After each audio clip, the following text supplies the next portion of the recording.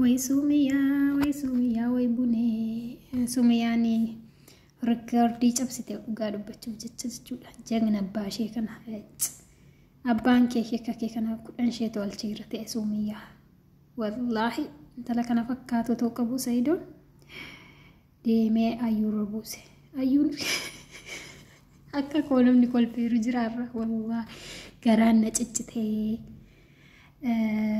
ayyuu akka isheenti ol jettee ilaaltula isheen haadha fakkaatti ayyuun ilmoo fakkaatti ol ija keessa ilaalte bakka sodaatanii jiranii bakka buneen immoo fudhatti fincooftee bun si'a godhummayyuu ta'u akka arrabicha kee kanan taatu silaa yaa bune yaa Allah akka arraba keessa namaaf hin taane garuu kan ajaa'ibee buneen bakka jira miti namni tokko arraba mata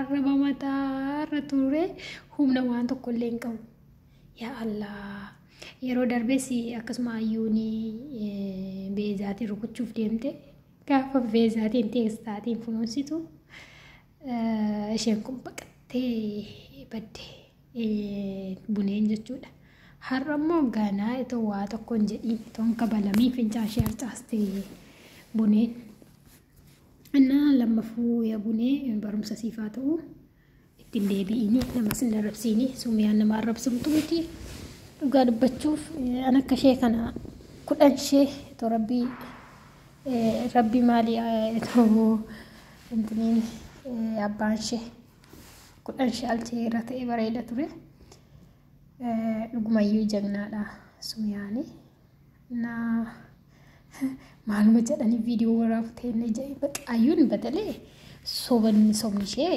Allah borummoo maal jettee viidiyoo gadhiisti laata yaa ariifadheeramu warri akka koo ariifattanii jirtani mee komentii jalatti naa barreessaa warri akka koo ayyuun viidiyoo maalii gadhiisti jettanii ariifattani yaa Allah barumsa isiniif haa ta'udha abbaa manaa namatti heerumtanii gab jettanii hin teessanii taanaan kun akka sumiyaa kana jagni akka sumiyaa kun indoom sumiyaan garaa laafettiidha indoorsiste malee rukunneeyyuu qonxotu qabdi turte din qonxotamne jarri lamaaniyyuu jala galtee sirriitti bilcheessuu qabdi turte mimmixoota kana lamaan mimmixa wallaa ayyuuf buneen mimmixa amma buneen akkuma maaluma jettee janamaatti baate yaa rabbi nama saalfatti yaman kaanessi rabbi dammo abbaa manaa ishees wayyaa tuffatamteetti sunumaa bakka abbaa manaatiinis tuffatamte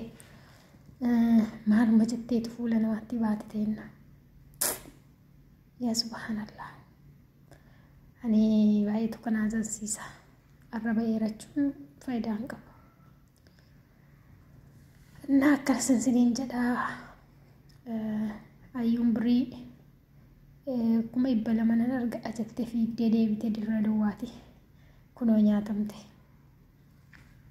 borummoo maal nu gadhiistu laata yaa rabbi yuutuubiin kunii bar toobasin hin jiraanne bakka ilaaliyyuu naman jechisiisu na borummoo bunee fayyuu maal nu gadhiisu yaa rabbi kiyyaa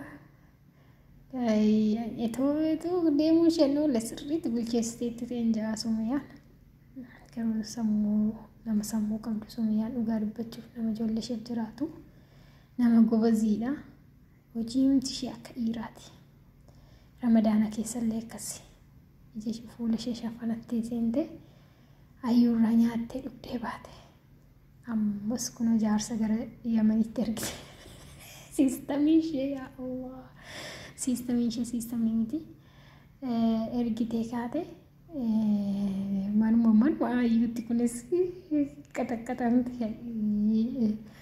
hojii kee yaayyuu ituma sina siraataatiin bakka sina siraataatiin itoo jiraattee sumiyaan kun farsifaana jiraatti dhugaa dubbachuu jechuudha situu olu utaalee malee rabbi obsasiifaa kennu ijoollummaa hin qabdu mustahiil namni yeroo ammaa namni waggaa 3-4 waan baay'ee yaada ijoollee waggaa 3-4 waan guddaa yaadatti ati immoo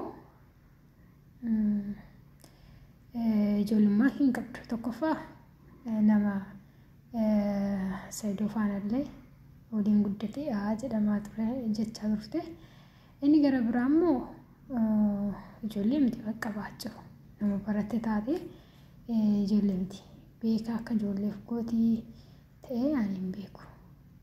Innaa ayyuu uf kabaji namni yeroo si kabaja. Ani kabaja akkati hin qabne Saidollee akkati garaasaa ilaaltee fixxee atuffattu maalitti hin bare kaleessaan bare. Kaleessa sumiyaatiin arrabsi obboleettii isaa Saidoon illee kanarraa callisna namaa miti Saidoon wallaahi obboleettii isaa arrabsite. Kaleessa viidiyootiin obboleettii isaa arrabsite. Kun ta'uu hin qabu. Soddaa keeti. Soddaa kee erga taate kabajuu qabda. Soddaan duruu nama arrabsiti. Ati immoo callisuu qabda. Hojii keetiin si arrabsite bar. Kanaaf baay'ee dogoggoraa jirta iyyuu akkanaatti hin jireenyaan ta'u. Atis waan ati barbaaddu hin beeku. Silaa hanga har'aatti har'a waggaa 8-7 geessanitti erga wal fuutanii. Mucaallee irraa fudhachuun barbaaddu. Kanaafuu waan ati Saidoo irraa qabdu rabbi guddaa naa beeku. Saidoon achitti egaa rakkatee biyya ormaatti kunoo rakkinaallee hin qabu. Namni birrii qabaateef miti rakkinni sammuu cinqii yaaddoon baay'ee tokko namaan tanee ja'a waan ta'eef inni illee murteessachuu hin danda'u. Ati immoo biraa hafuu hin dandeessu. Rabbiin isaa gargaaruun jedhaani. Saidoof garuu du'aa godhaa fi jaallatee akkasin maraatu jaallatee akkasin ta'u. Surmayyuu gaafa guyittiin isheen Firaankisi goote sun guyittii abaaramtuudha. Silaa yoona jaartii safaan ijoollee safaan jiraata ture. Rakkinni kun hundi hin jiru ture. Anillee jedhaa viidiyoo irratti silaa isheen kun naqabbaneessa turte isheen kun sibdanatti taate jedhee baay'ee tokko dubbata. Isa kana immoo isatu garaaf barsiisee isatu nama yaraa ta'e. Silaa etoonni nama gaarii ta'e inna jechuun nama gaarummaa laafummaan maal fayyada dhiira ta'uudha mana keessatti. Faana rakkolfuu maal miti kala siireesii ta'uudha. Reebus miti dubartii siireesii ta'uudha. Hayaattu haa'udduu mana ishee keessaa wanta tokko isheetti hin dilatiin kanaa achi maal barbaaddi. Hortee fidduu waan barbaaddu tokko. Ayyuu badii guddaa qabda. Asirraa'i. Ijoollummaan qabdu ijoollee jedhamuuf.